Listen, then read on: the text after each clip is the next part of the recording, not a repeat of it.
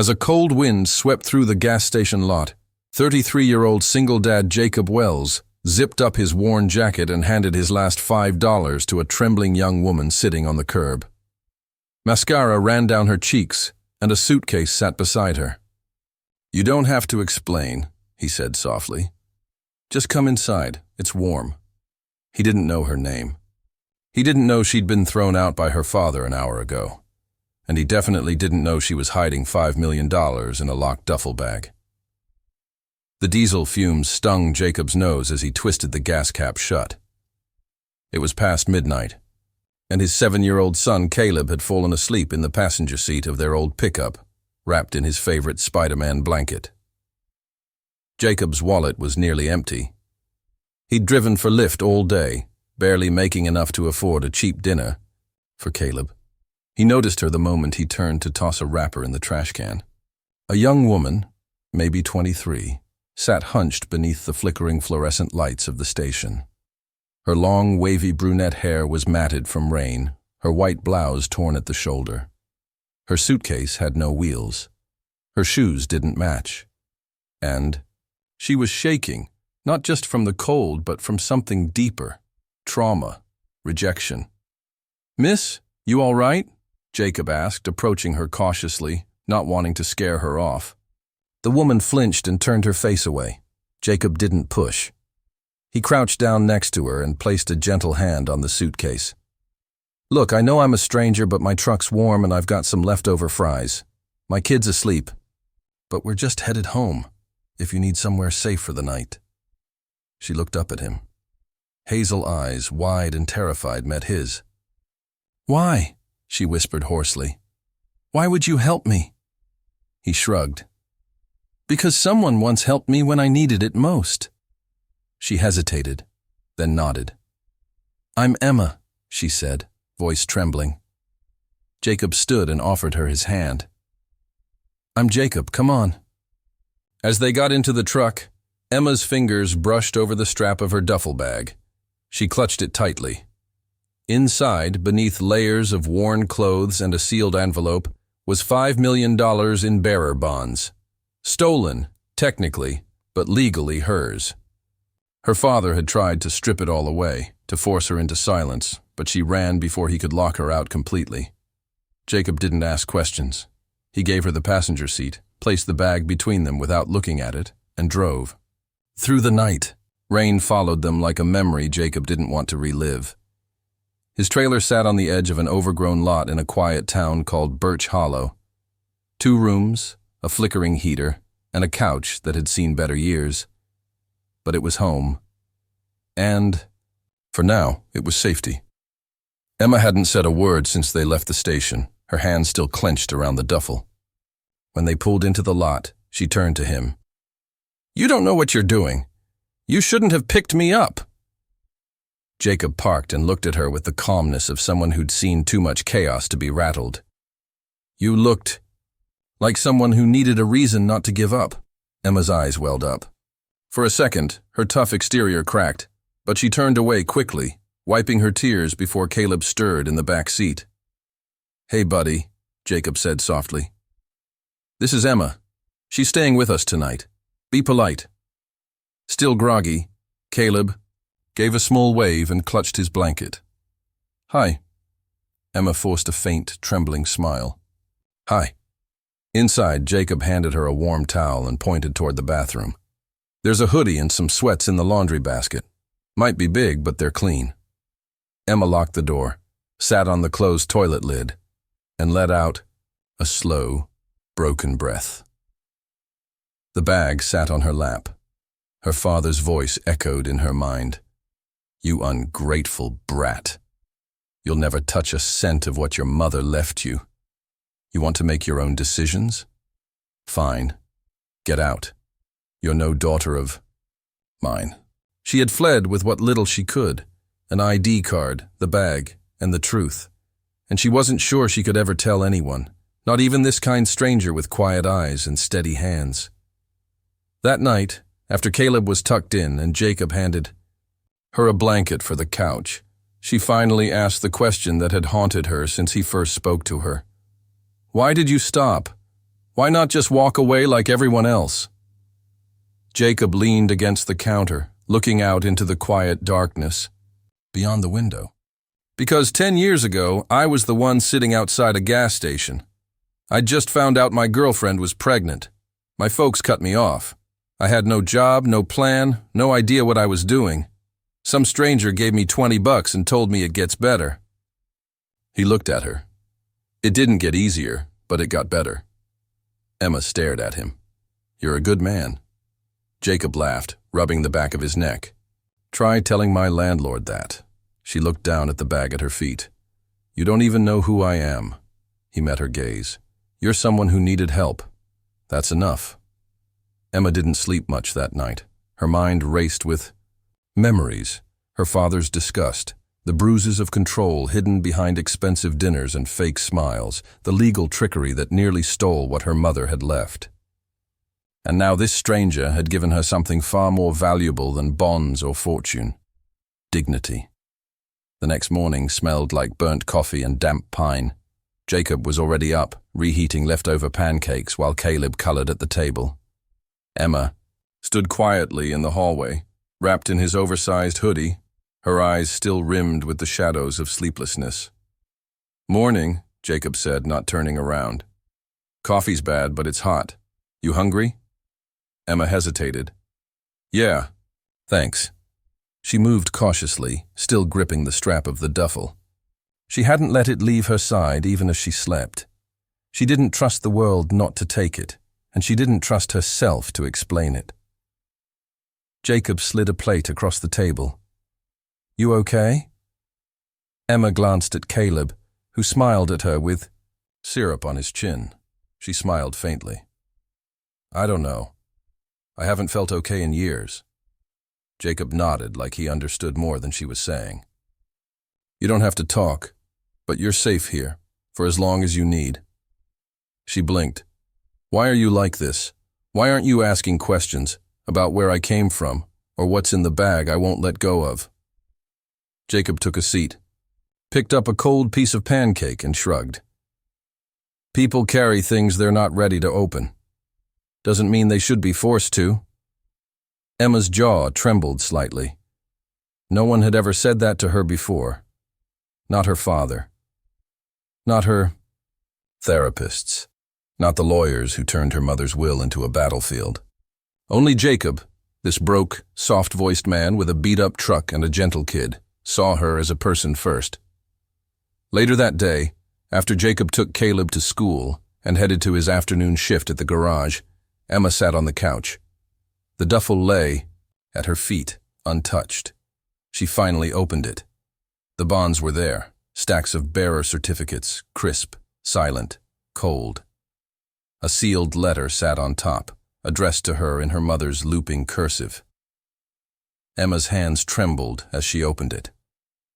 My dearest Emma, if you're reading this, it means I'm gone. I know your father will try to take everything, but I made sure these are yours, untouchable. You may not be able to trust blood, but I hope you'll find someone who sees your worth. Use this money to build the life I always wanted for you, not a life of luxury, a life of truth. With all my love, Mom. Tears rolled down Emma's cheeks, dropping onto the corner of the letter. She wiped her face and stared at the duffel. $5 million. She could disappear. Start over. Buy a house. Leave everything behind. But one thing stopped her. Jacob. He didn't know her story. He didn't ask. He didn't care about money. He gave her warmth without expectation, kindness without debt. And that, more than any inheritance, was worth staying for. Later that evening, Jacob returned home, exhausted, grease on his jeans and worry lines etched deeper than usual. How was your day? She asked, standing in the doorway, surprising even herself. He smiled faintly. Boss cut my hours again, but I fixed up an old Chevy for a lady who couldn't afford it. Gave her the repair for free. Her kid reminded me of Caleb. Emma looked at him, long and hard. You do realize you're kind of a rare breed, right? Jacob laughed dryly. The mechanic raising a kid in a trailer didn't feel rare. He felt stuck. Emma stepped closer and said, "You're not stuck, Jacob. You're just surrounded by the wrong kind of silence." Their eyes met. Not romantic, not yet, but something deeper flickered between them.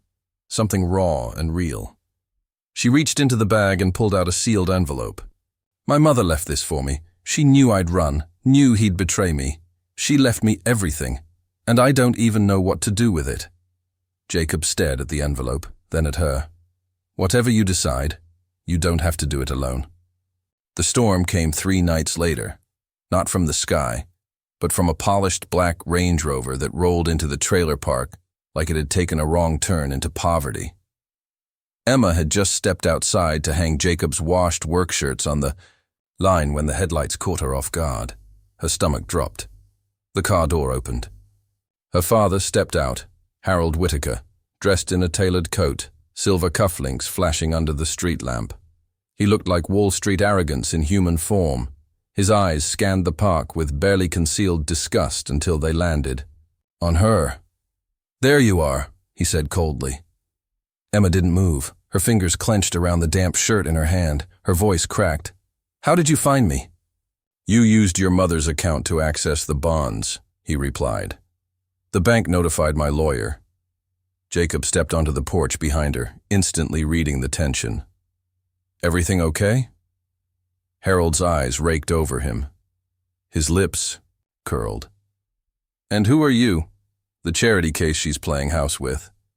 Jacob didn't flinch. "I'm the guy who found her crying outside a gas station, gave her warmth, food, a roof." Emma stepped between them. "Dad, leave." "But..." Harold wasn't finished. "That money is mine by right. You're confused. You're acting out. Come home, Emma, and we can fix this." "You know you can't survive out here." Emma's voice dropped. "I'm not coming back. Not now. Not ever." He stepped closer, lowered his voice to a venomous whisper.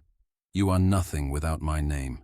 You think this grease-covered poor boy can protect you? He'll leave. They always do." Jacob stepped down from the porch, jaw tight. "You need to leave." Harold laughed, a cold, humorless sound. "She'll learn. They all do." As he turned and walked away, Emma's shoulders trembled, but she didn't cry. Not this time. She walked back to the porch, reached for Jacob's hand, and held it. The next day, Emma made a decision. She dressed in clean clothes, tucked the duffel bag into the back seat of Jacob's truck, and asked him to drive her to her mother's old lawyer's office in the city. "I need to put this money to work," she said, "for something good, something real." The lawyer, an older woman named Miriam Grant, listened carefully as Emma explained everything. Her father, the betrayal, the inheritance, the escape. Miriam reviewed the documents, nodded slowly. "These bearer bonds are legally yours. Your mother made sure of it. Your father has no claim." Emma exhaled for the first time in days. "Then I want to transfer them, start a foundation, something for women like me, for girls who've been silenced. And I want Jacob involved. He's the reason I didn't fall apart." Jacob blinked. "Emma." But she wasn't done. "And I want to buy you a shop, a real one, for you and Caleb." He looked at her, stunned. "That's your money, Emma." She shook her head. "It's my mother's legacy, and I'm choosing to make it mine." 3 months later, everything had changed, but not in the flashy way money usually brings. Jacob now ran a full-service garage in town with 3 mechanics under him. The sign outside read, "Caleb's Garage, honest work, honest life." Emma worked part-time as a program director for her new foundation, the Lockhart Shelter, offering legal aid, transitional housing, and safety for women escaping abusive or controlling families. Caleb still slept with his Spider-Man blanket and insisted on making pancakes every Saturday morning. And Emma. She had a home now. Not just walls and windows. A real home. People. She still kept the duffel, though. Not for the money, but as a reminder that wealth means nothing without heart. That the man who gave her his last $5 on a cold night without asking a single question was worth more than all the fortunes her father tried to buy her with. It wasn't over. Not yet. Harold Whittaker wasn't a man used to losing, especially not to his daughter, especially not in public. So when Forbes Women published a glowing feature titled "The Heiress Who Walked Away from Millions and Built Something Stronger," Harold's boardroom erupted. His name was barely mentioned, but every paragraph cut him like a blade. Emma had become something dangerous in his world, independent, and worse, respected. The article ended with her quote, "My father taught me everything about power. My mother taught me about love. Only one of them deserves to be remembered." Harold exploded. His next move was swift and brutal. He filed an emergency motion to freeze the bearer bonds, claiming Emma was manipulated and mentally unfit. He even tried to have Jacob investigated, alleging he exploited a fragile woman for personal gain. Jacob was served the papers while working under a Dodge Charger, grease on his hands, confusion in his eyes. Emma, calm in a way she never used to be, read every line and called Miriam Grant. The courtroom battle was fast, fiery, and public. Harold arrived, flanked by 3 attorneys and a sneer. Emma walked in holding Jacob's hand, Caleb on her other side, the entire town watching. Not out of curiosity, out of loyalty. Emma had helped their shelters, stood beside abused women, given their town something they'd nearly forgotten: hope. The judge, a gray-haired, no-nonsense woman named Judge Merriweather, listened silently as Harold's team accused Jacob of being a gold digger, a manipulator, worse. Then Miriam stood and read aloud the sealed letter from Emma's mother, the one that named Emma as sole heir and condemned Harold by name. The courtroom went still. Emma rose. She looked her father in the eye and, for the first time, spoke without fear. "You told me I was nothing without you, that I'd fall apart the second I left your house. But the truth is, the moment I walked away was the first time I truly stood on my own.